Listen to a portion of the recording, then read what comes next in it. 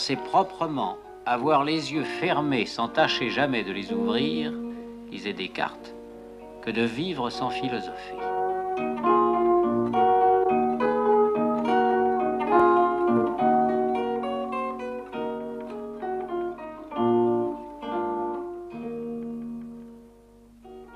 Il y a une vie de la philosophie hors de la classe, une cité des philosophes qui l'englobe et la nourrit.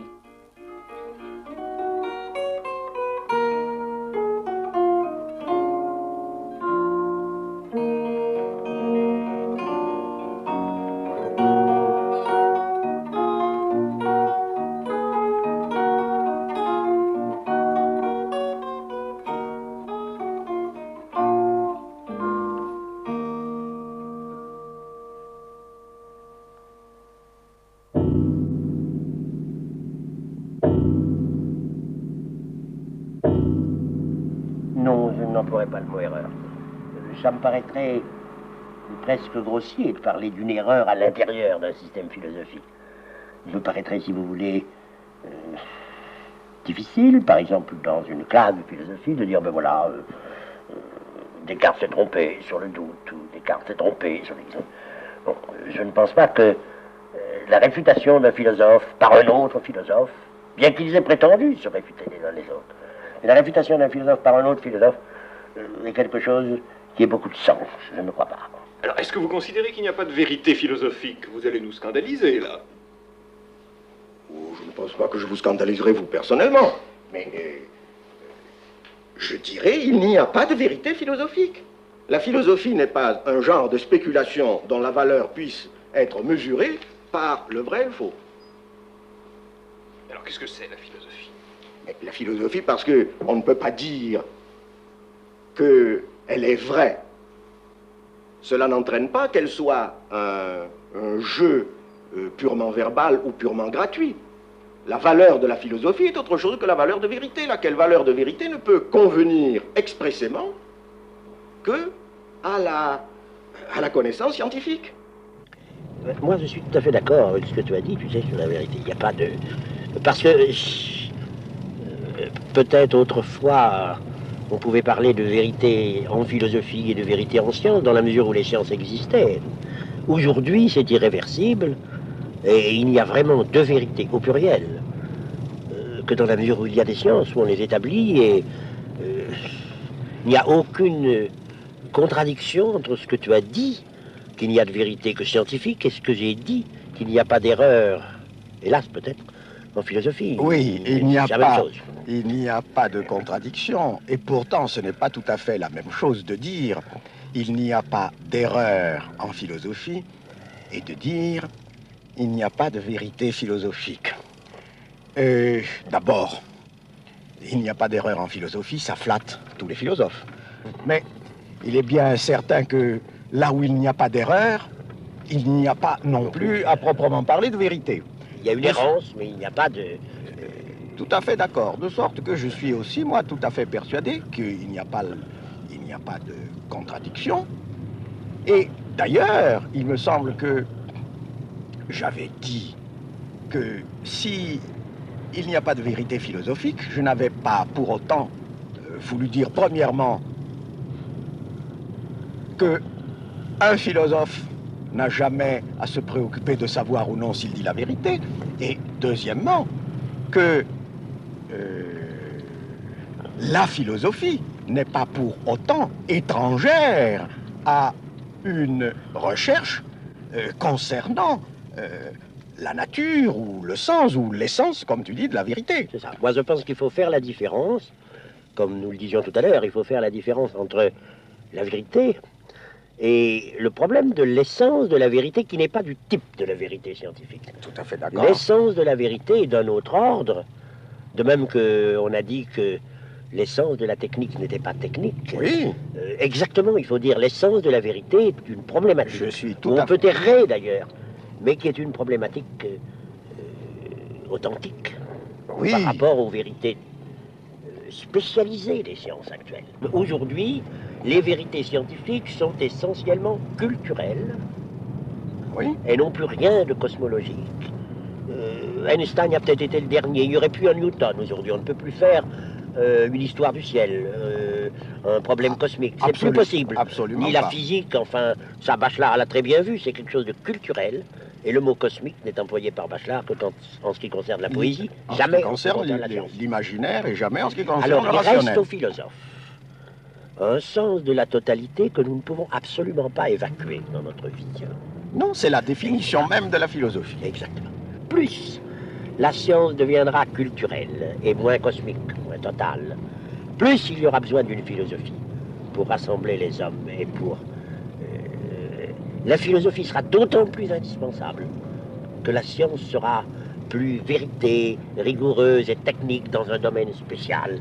Plus il y aura besoin d'un retour à cette essence de la vérité. C'est-à-dire, tout à fait d'accord. La philosophie a toujours été une lutte pour la clarté, pour la clarification, pour la cohérence. Et à ce titre, c'est une œuvre de langage particulière et privilégiée. C'est dans la réflexion philosophique, dans la spéculation philosophique, que tous les problèmes de signes, de sens, des autres disciplines viennent se réfléchir. L'histoire de la philosophie nous montre que la philosophie a toujours été une lutte contre les malfaçons du langage, contre les questions mal posées par piège de langage, et par conséquent, elle est en lutte avec son propre langage.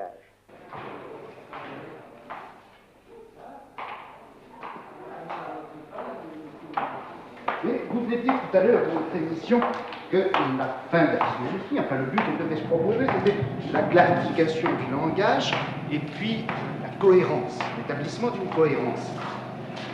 Et dans le reste de votre émission, vous avez parlé du polysémantisme fondamental du langage. Est-ce qu'il n'y a pas là, pas une contradiction, mais une certaine opposition qui recouperait un peu l'opposition apparente qu'il y avait entre l'émission de Canguilhem et celle d'Hippolyte.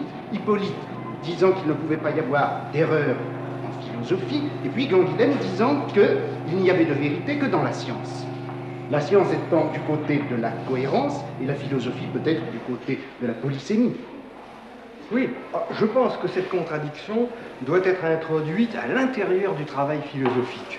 Car la cohérence, je ne dirais pas que c'est un but, mais c'est le moyen obligé, le chemin de passage imposé à la philosophie et qui la sépare entièrement de la poésie, disons.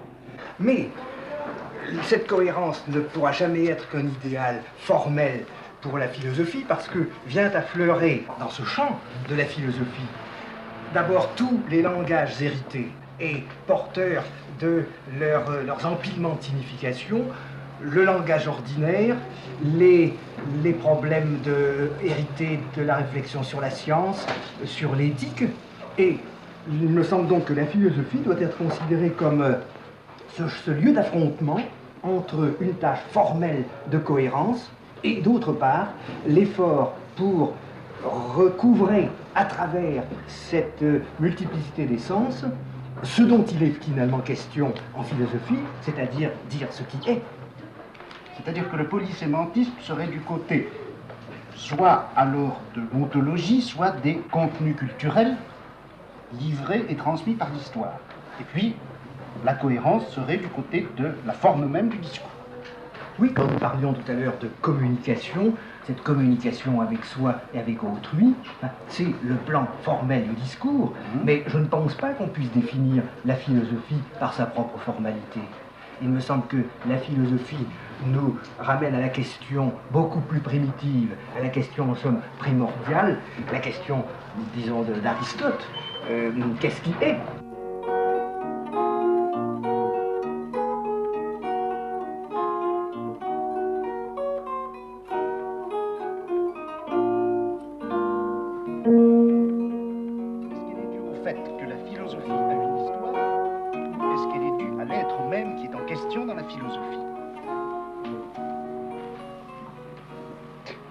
Vous avez déjà parlé de la question entre vous, je suppose.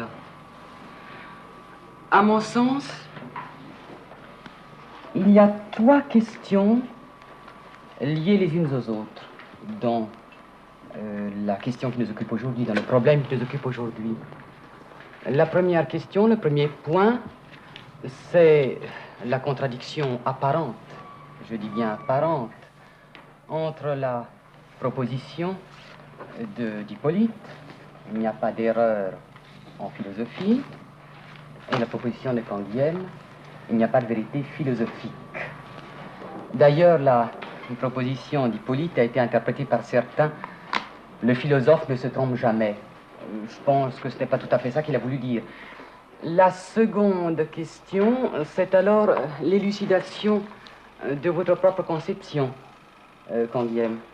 Et enfin, la troisième question, qui à mes yeux est sous-jacente à toutes les autres, qui en est le sens, c'est la question de la signification de l'entreprise philosophique. Que signifie philosopher? Ces trois points sont liés, je ne pense pas qu'on puisse les regarder isolément, il faut les voir ensemble. Oh, nous sommes d'accord sur la contradiction apparente, parce que moi, j'ai pas du tout éprouvé de gêne lorsque j'ai lu ton texte. Il m'a paru parfaitement complémentaire de ce que je disais, qu'il n'y ait de vérité au pluriel que scientifique dans les sciences actuelles, et que le philosophe ne puisse pas se tromper, il ne fait qu'errer. Ceci dit, il y a de grandes philosophies, puis il y a des philosophies qu'on ne considère même pas, enfin qui n'existent pas comme philosophie. Je suis un peu surpris à l'idée que j'ai pu être mal compris. J'ai dit il n'y a pas de vérité philosophique. Je n'ai pas voulu dire il n'y a pas de vérité dans une philosophie. Un philosophe peut se tromper s'il commet des paralogismes. J'ai simplement voulu dire ceci, c'est que le discours philosophique sur ce que les sciences entendent par vérité ne peut pas être, lui, dit à son tour vrai. Il n'y a pas de vérité de la vérité. Pour Kant, par exemple, l'analytique transcendantale représentait un type de vérité encore. Ce n'est même plus vrai pour nous aujourd'hui. Ce n'est même plus vrai aujourd'hui en ce sens qu'il n'y a pas un transcendantal qui est sa vérité. Ben, je pense que Foucault est d'accord. Nous sommes dans une anthropologie qui se dépasse, nous ne sommes jamais même dans un transcendantal. Oui, mais l'anthropologie, enfin, ceux qui constituent actuellement le fond anthropologique sur lequel, malheureusement, nous réfléchissons trop souvent, c'est bien, précisément, un transcendantal qui se voudrait vrai au niveau naturel. Mais qui ne peut pas l'être. Qui ne peut pas l'être. Mais à partir du moment où on essaie de définir une essence de l'homme, oui, qui pourrait s'énoncer à partir d'elle-même, et qui serait en même temps le fondement de toute connaissance possible et de toute limite possible de la connaissance, oui, alors on a bien une vérité à deux niveaux. La vérité et puis la vérité de la vérité. Et c'est un paralogisme, ou en tout cas c'est pas possible. Écoutez, voyons. Est-ce que vous admettez ou vous n'admettez pas qu'il y a une vérité du discours philosophique comme tel? C'est-à-dire qu'il puisse être dit vrai ou faux? Qu'on puisse dire qu'un système philosophique est vrai ou faux? Personnellement, je ne l'admets pas. Moi non plus. Il y a une volonté de vérité. Vous m'avez dit, vous dites Foucault, il y a une volonté de vérité, il y a une visée de vérité, mais même si on vise la vérité et qu'on ne l'atteint pas, c'est quand même la norme de vérité qui est en question, dans ce cas-là. Or, c'est bien de ça qu'il est question. Est-ce que la norme de vérité convient à la philosophie? Je crois que Canguilhem ne l'admet pas. Non. Il n'admet pas. Je n'admets pas que la norme de vérité convienne à la philosophie. Il me semble que ce qui convient à la philosophie, c'est un autre type de valeur, pour prendre un terme plus général que celui de vérité. Oui, mais n'est-ce pas parce que vous avez commencé par penser le problème de la vérité en termes de normes et de critères? Je me demande, moi, si la question de la vérité n'est pas la dernière question qu'on puisse se poser, et non pas la question préalable. Ce n'est pas à partir d'un modèle épistémologique que l'on peut poser le problème de la vérité, mais à partir d'une autre question, me semble-t-il. Et il me semble que la question fondamentale de la philosophie, c'est ce qui est. Ce qui est. Alors, si la première question, c'est qu'est-ce qui est? Question d'Aristote. La théorie de la connaissance est seconde par rapport à la théorie de l'être. Et la science elle-même est seconde par rapport à la connaissance. Si bien que ce que vous appelez valeur, Oui. Est-ce que nous ne devons pas l'appeler vérité si nous définissons la vérité, le recouvrement le plus entier qu'il soit possible du discours et de ce qui est? Si vous accordez qu'il y a un problème de valeur pour la philosophie, le champ dans lequel vous intégrerez la valeur scientifique et les autres valeurs, c'est un champ justement où vient se manifester le problème que j'appelais tout à l'heure justement vérité, à savoir le recouvrement de l'être par son discours. Et alors, vous n'avez jamais qu'une forme, je ne dirais pas déchue, car c'est une forme privilégiée, mais une forme dérivée de la vérité, dans la vérité scientifique. Je pourrais répondre à votre question d'une certaine manière en la refusant. Je pourrais refuser votre définition de la vérité, le recouvrement du discours et de ce qui est.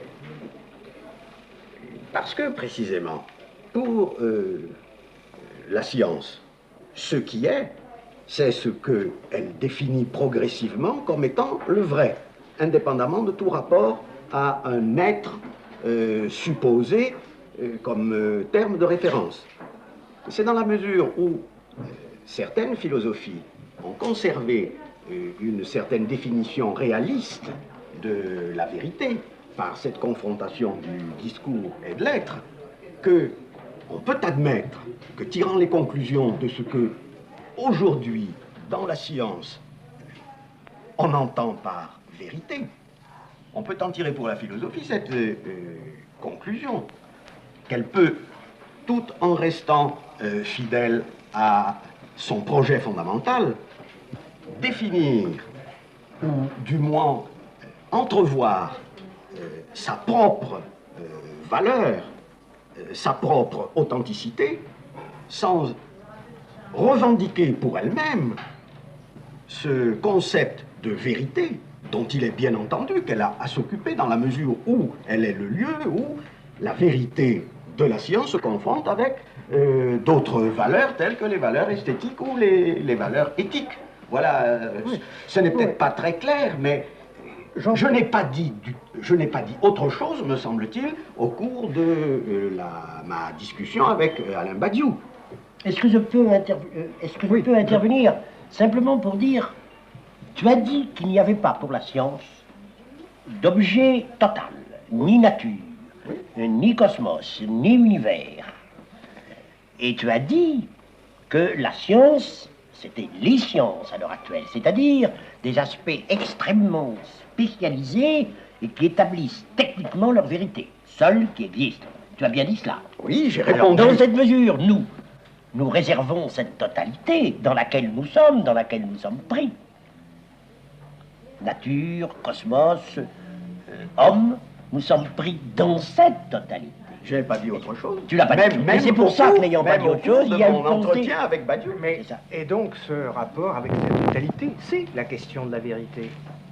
C'est la question de la vérité. J'entends bien que dans ces formes historiques, elles sont contemporaines de certaines formes de science, que donc les énoncés philosophiques sont eux aussi frappés de vieillissement en tant qu'ils sont corrélatifs d'un état des sciences. Mais la question même, à savoir que je suis dans ce qui est et que j'éprouve à la fois ma situation, j'y ai des projets, et que dans ce rapport entre une situation et un projet, je déploie une certaine lumière dans lequel un discours est possible, c'est là le réseau de la vérité. Parce que si nous n'appelons pas cela vérité, mais nous l'appelons valeur, le rapport entre les différentes valeurs en jeu dans notre existence d'homme va se trouver entièrement coupé de cette question de la totalité.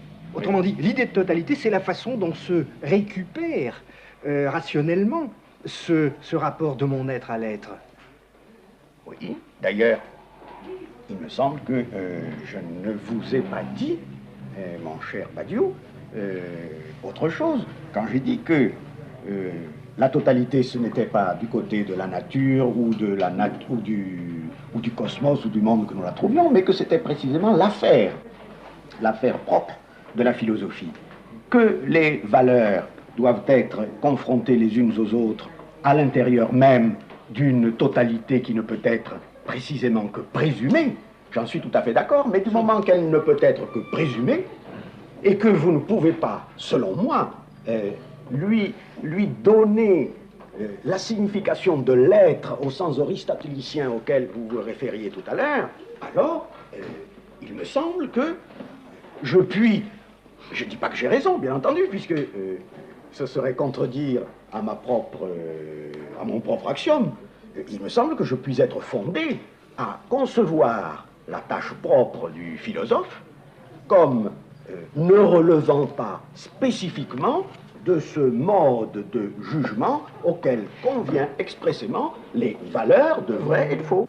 Est-ce que nous serions d'accord pour dire qu'il n'est plus possible aujourd'hui d'avoir une pensée philosophique qui ressemble à l'ontologie ancienne, c'est-à-dire à une théorie préalable de l'être? Je n'ai pas voulu dire autre chose. Alors, ce qui signifie qu'il n'y a plus de théologie. Mais c'est il n'y a pas non plus de catégorie objective. Il n'y a pas de théologie préexistante à la science. Il n'y a pas de catégorie objective préexistante à la science, et alors je ne suis pas surpris de voir que parmi les auditeurs qui ont pu être surpris, vous me disiez, mon cher Badiou, que je scandaliserais. Je vous ai dit, de toute façon, je ne crois pas que je vous scandaliserais, et même je ne pensais pas, j'étais certain de ne pas vous scandaliser, vous.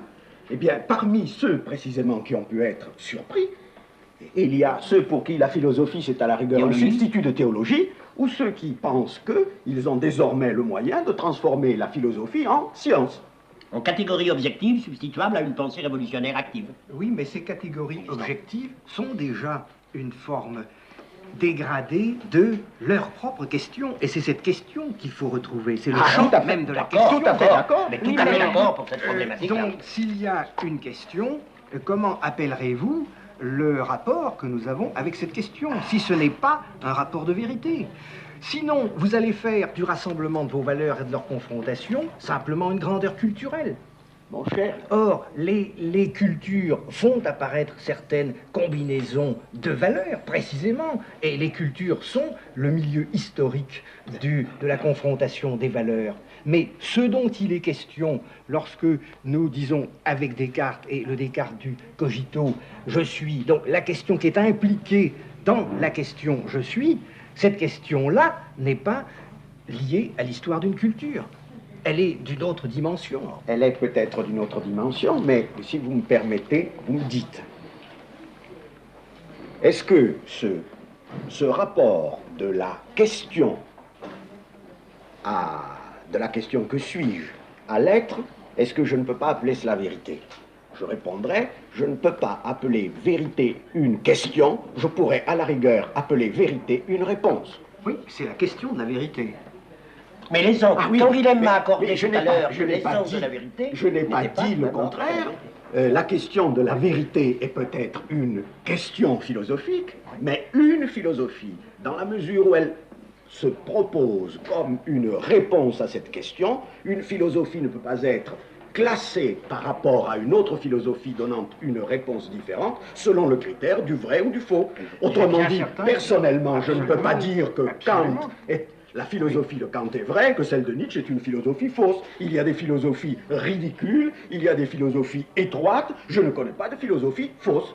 Oui, mais nous nous Par intéressons... conséquent, je n'en connais pas de vraie. Nous nous intéressons à la philosophie parce que chacune ayant un rapport interne, en somme, de ses questions à ses réponses et dessinant son champ fini, en somme, de sa vérité propre, elle nous intéresse parce que nous avons la conviction ou l'espoir que, à travers ces œuvres finies de l'esprit humain, se produit la rencontre avec le même être. Sans quoi, nous serions schizophrènes. Mais nous n'avons pas en même temps le moyen de montrer qu'il s'agit de la même chose. C'est pourquoi tout ce que nous pouvons dire, c'est que nous espérons être dans la vérité, mais nous ne pouvons pas assigner la vérité à un système philosophique produit par l'histoire de la culture. D'accord. Ouais. Je voudrais ramener la question sur un terrain peut-être plus élémentaire et plus positif en même temps. Vous avez vous-même montré, en accord avec l'inspiration générale de l'épistémologie contemporaine, que la science ne découvre pas la vérité, ou ne révèle pas une réalité qui lui serait antérieure, mais qu'elle institue ou constitue à la fois, en somme, le problème de la vérité et les procédures effectives par quoi, partiellement, ce problème peut recevoir une série de réponses ordonnées. Oui. Vous accepteriez donc de dire que la science n'est pas ce à travers quoi l'homme découvre le vrai, mais que la science est historiquement la forme culturelle qui, en quelque sorte, institue sur un terrain valable le problème du vrai. Si vous admettez que l'homme est, en somme, historiquement producteur de la vérité, sous la forme de la pratique scientifique, alors, comme pour toute production, se pose le problème de la fin ou du télos du produire. Et par conséquent, je serais assez d'accord pour dire que, d'une certaine manière, la philosophie s'interroge, non pas sans doute sur... Plutôt, la philosophie n'est pas comme telle une production de vérité, mais elle s'interroge sur la fin ou sur la destination de cet événement producteur particulier. Il me semble que nous l'avions dit au cours de notre entretien. Je crois avoir dit, autant que je me souvienne, que la question de la possibilité de la science n'était pas une question scientifique, le pourquoi des mathématiques n'était pas une question de mathématiciens. La science constitue la vérité sans finalité de la vérité. Sa finalité, c'est la vérité, mais il n'y a pas pour la science la finalité de la vérité. Et alors la finalité de la vérité, l'interrogation sur la finalité de la vérité, c'est-à-dire ce qu'on peut en faire par exemple dans une pratique, ce qui a toujours été une question fondamentalement philosophique, ce qu'on peut en faire dans une pratique, cela est précisément philosophique. Mais il me semble que toute la philosophie moderne, surtout depuis Kant, est caractérisée par ceci, c'est que la connaissance de la vérité n'est pas suffisante pour résoudre la question philosophique totale. Non, mais est-ce que tu m'accorderais que nous sommes, les sciences parlent un langage techniquement proche d'un langage univoque et constituent seuls des vérités au sens strict du terme? Oui. Seulement, ce langage qui a un certain code, c'est-à-dire qui est institué à partir de certaines conventions expresses. Ce langage qui a un certain code est lui-même lié à un langage naturel. Le seul dont nous partirons, nous ne partirons pas de données, nous partirons d'un langage naturel, qui était sans doute spontanément ontologique avant la philosophie, qui ne peut plus l'être aujourd'hui, mais qui n'en reste pas moins le langage naturel, lequel est à lui-même son propre code, tandis que tous les autres ont un code par rapport à ce langage. Il reste donc un certain lieu où se rencontrent tous les problèmes techniques de vérité qui sont découverts par les sciences de plus en plus culturelles et spécialisées, lieu d'où on part et lieu où l'on retourne. Et si j'osais, je dirais, et j'espère que les professeurs de philosophie ne m'en voudront pas, que la vraie philosophie aujourd'hui est obligée d'être une certaine vulgarisation, dans le meilleur sens du terme, j'entends par là, qu'elle est obligée de retraduire ce qui ne se traduira jamais de proche en proche, parce que même dans les intersections des sciences, c'est encore des sciences spéciales. On ne peut pas dire ni que la chimie biologique, ni que même l'information, ni que... Tout ceci, ce sont des spécialités, même dans les intersections. De telle sorte qu'on a mal compris ta pensée. On a cru que tu voulais dire qu'il y avait une vérité du scientisme, genre l'avenir de la science, ou genre Strauss. Mais pas du tout. Au contraire, il y a des vérités. Et il y a un lieu où germe l'essence de la vérité, l'existence dans son projet total de départ et de réduction. Et alors il me semble que par rapport à votre question, certes la philosophie a commencé avec la science, il y a un avant, mais un jour la philosophie, sous une certaine forme, s'est terminée pour donner naissance à une pensée philosophique d'autant plus indispensable. Mais il y a quelque chose d'irréversible. On ne peut plus refaire une ontologie comme Aristote. On ne peut plus refaire une ontologie comme Descartes. Mais enfin... Et en même temps, je puis parfaitement comprendre de quoi il était question dans les grandes philosophies du passé. par conséquent, ce que ces philosophies cherchaient, et si l'on peut dire, reprenant votre langage, le lieu d'où elles partaient, le lieu où elles vont, n'est plus un lieu qui nous soit interdit ou fermé. C'est pourquoi l'histoire de la philosophie n'est pas l'histoire de la science. Vous disiez qu'il n'y a pas d'erreur en philosophie, mais on pourrait dire aussi qu'il n'y a pas de progrès. Aucune question n'est abolie, n'est périmée, alors que dans l'histoire des sciences, l'histoire des techniques, il y a vraiment quelque chose qui est définitivement perdu. Mais je puis en même temps comprendre que ce que dans le rapport avec les sciences, et pour des raisons du développement des sciences, nous appelons question d'existence, c'était la même question que celle qui était appelée question de l'être dans la philosophie grecque. Et par conséquent, cette reconnaissance d'un même lieu d'origine et d'un même lieu de destination du discours philosophique, c'est cela qui me permet de parler d'un problème de la vérité. Est-ce que vous accepteriez de dire qu'une philosophie, c'est en somme un centre de totalisation de l'expérience d'une époque, étant entendu que l'ambiguïté des rapports avec la science naît peut-être de ce que cette totalisation s'efforce de s'opérer dans le cadre d'un code ou d'un langage qui, pour une part, importe ces critères de rigueur, voire de cohérence, de la science. Dès lors, nous aurions à la fois une définition du projet philosophique, et nous pourrions, je crois, reconnaître la valeur et la signification de ce projet indépendamment de la notion de vérité au sens strict, tel que vous l'avez introduite.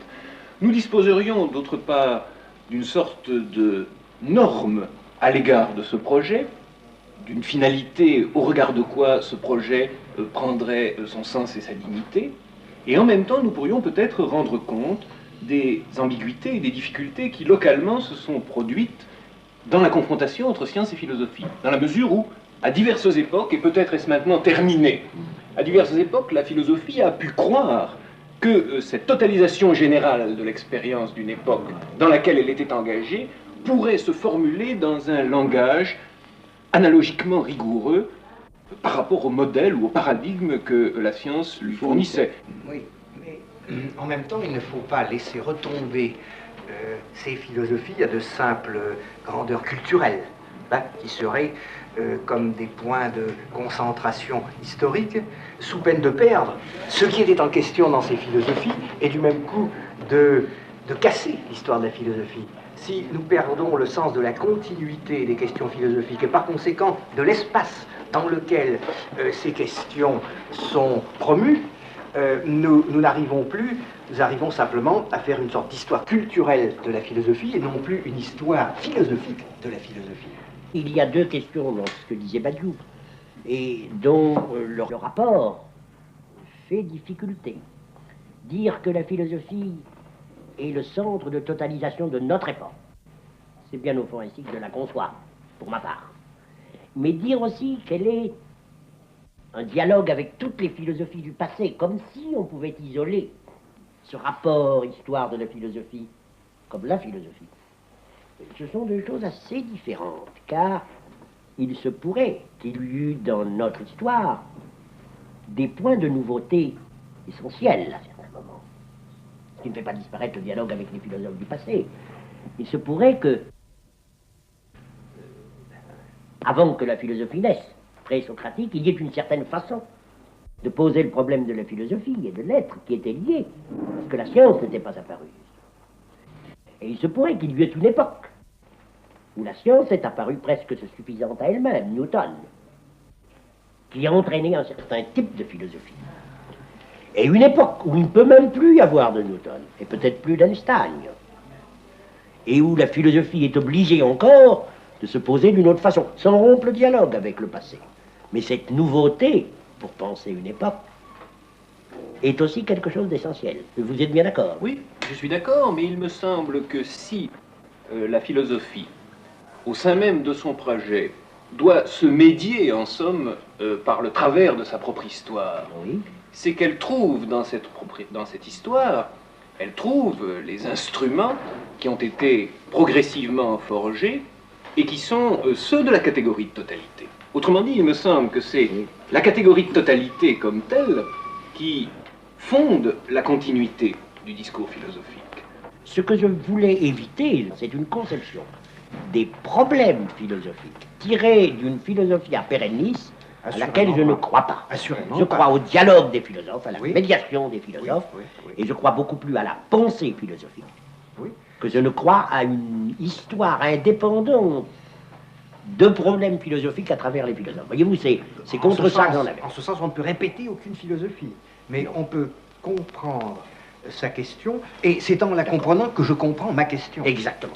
S'il est vrai que la philosophie est la totalisation de l'expérience d'une époque, dans la mesure où cette expérience contient, elle, des modes d'expérience tels que la science ou la technique, qui, je ne parle naturellement pas de l'art, mais pour la science et pour la technique, sont des activités qui disqualifient ou déprécient leur propre passé, et dont c'est même la fonction essentielle.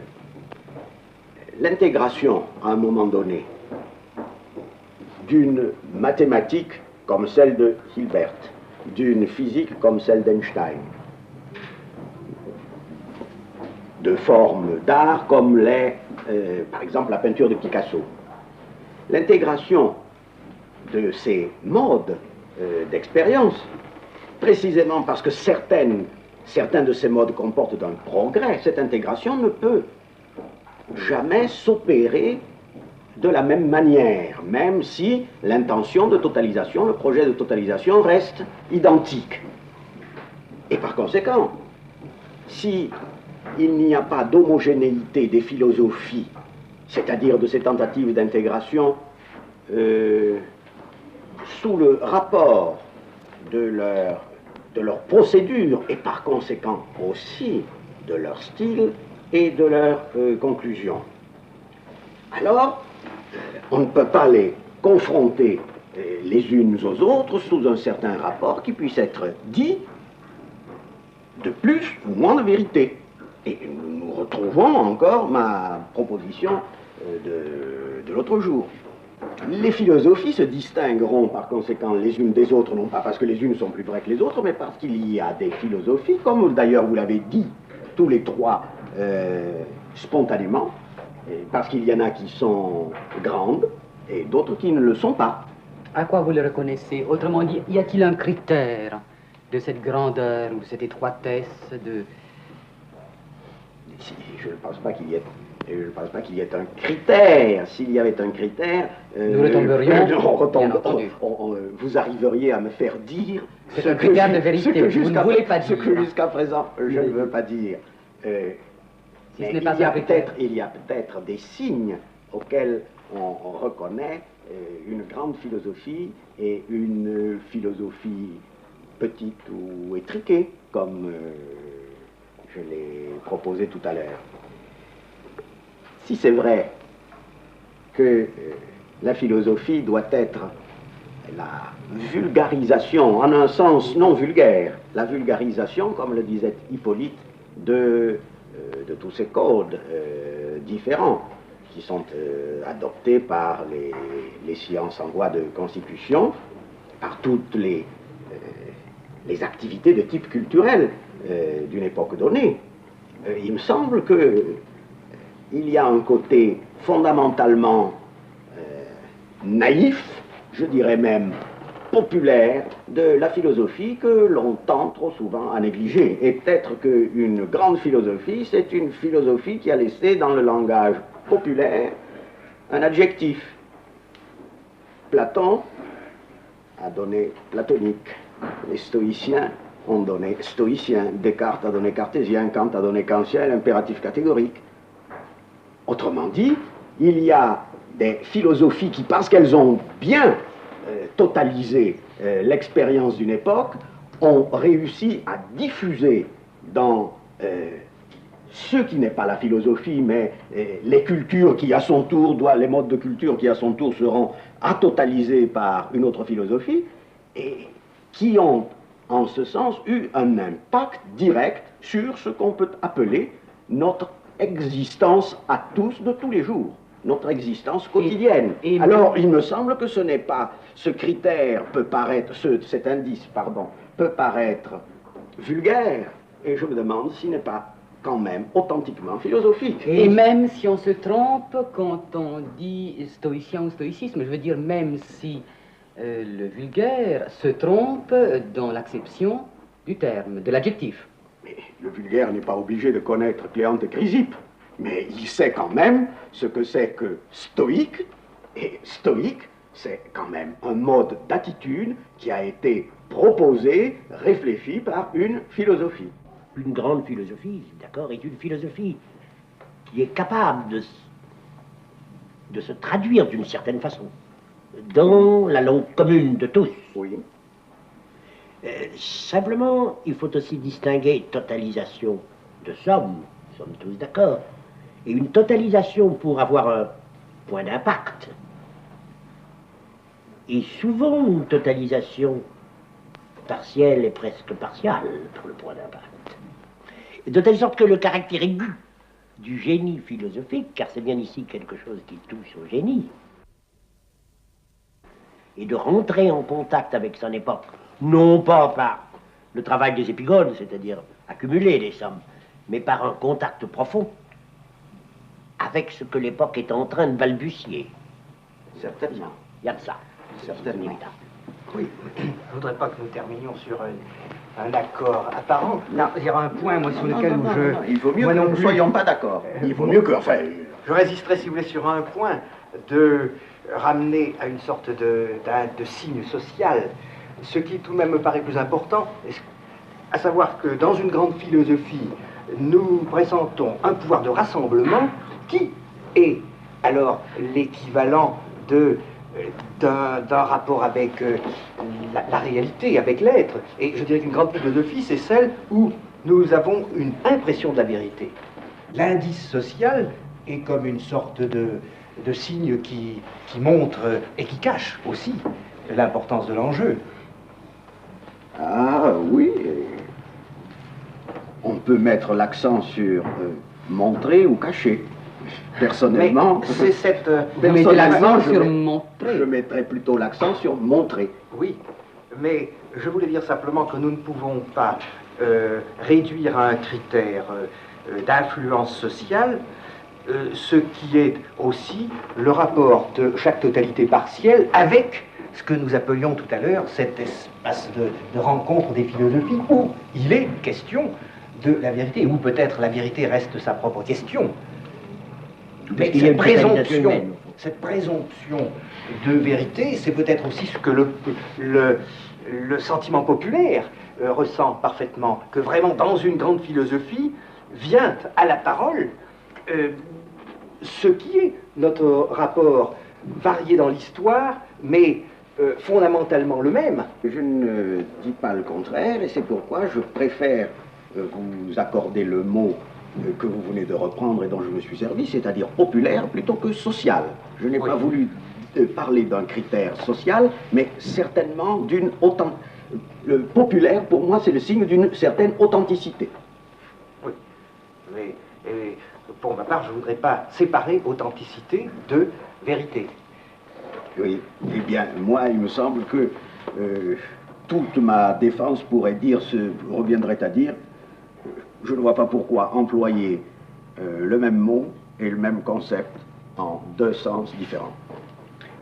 Mais vous, Alain Badiou, qui êtes professeur, quand vous définissez une philosophie comme un centre de totalisation de l'expérience d'une époque, est-ce que ça vous permet d'enseigner la philosophie?